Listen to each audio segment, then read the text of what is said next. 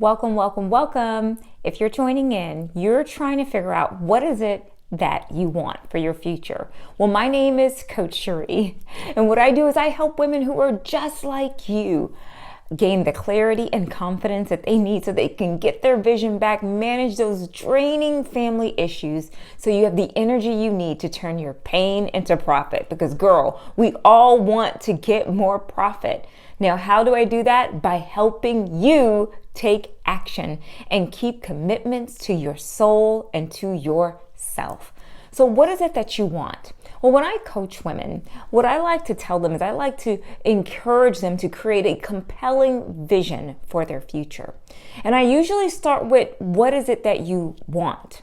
But I want to take a step back and I'm going to ask you a question. What is it that you don't want? That's right. What is it that you don't want? And I have my notes right here, and I just want to ask you a question. Are you okay with your present? Are you okay with your present state of your finances, with your present state of your health, with your present state of your relationship? Are you okay with your present? Because if you're not okay with your present self, guess what? You are now creating a future self. Let me explain. I usually say that we have two types of futures. We have a future that we create by design, and we have a future that we create by default. Because we all, if we're not careful, we will go into default mode. So here's what I want you to do. I want you to get a piece of paper out if you can, and I just want you to ask yourself this question. What happens if nothing changes in the next 5 years? When I say what happens when if nothing happens or nothing changes within the next 5 years, what happens if you begin to neglect yourself, neglect your dream, neglect your hopes, abandon yourself, and neglect your future? What will your friends and family say about you? If you're 35, that means you'll be 40. If you're 45, that means you'll be 50. And if you're 55, that means you will be 60. What happens if you begin to neglect yourself in the next 5 years? Now, let me ask you another question. What happens if you continue on that path for the next 10 years? I know this is a really tough exercise, but what happens if you neglect your dream, your vision, your skills, your purpose?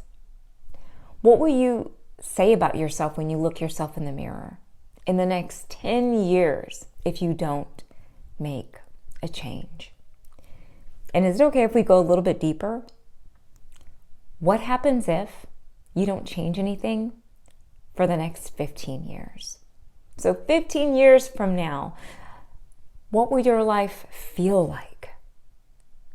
And what will your life be like? Because I always say that we are going in the direction of our dominant thoughts. So if it's not important today, what makes you or me think it'll be important tomorrow? And what this is called a future authoring. I think Jordan Peterson talks about this. But it's you looking at the future for what you don't want. Because here is the kicker. If you don't get clear on what you don't want, you really won't have any motivation to go towards what you do want. So this is what I want to encourage you to do today, is to think about what you don't want. And I'm not trying to get you to be negative, but there's a point in this. If you can picture what your life will be like if you don't make a change, guess what? You will be more motivated to make a change. So what would your life be like in 5 years? Is it something that you would be proud of? What would it be like in 10 years? And what would it be like in 15 years? I always say that nothing changes until something changes. So here's what I want you to do. Now that you've said what you don't want, you've got to take action to go and create a future that you do want. So what is one action you can take? Whether it's making an appointment to go to the doctor, maybe it's making a decision to get a coach, because I believe that our life moves at the speed of relationships. You show me someone who doesn't have a wonderful life, and I'll show you someone who doesn't have people who challenge them in their life. So what is it that you need to do? Or maybe number 3, maybe you need to commit to taking some actions that you know specifically that you need to do.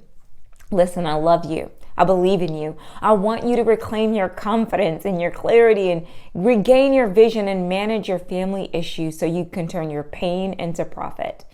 But here's what I want you to do. Think about what you don't want and then make a plan so you can get what you do want.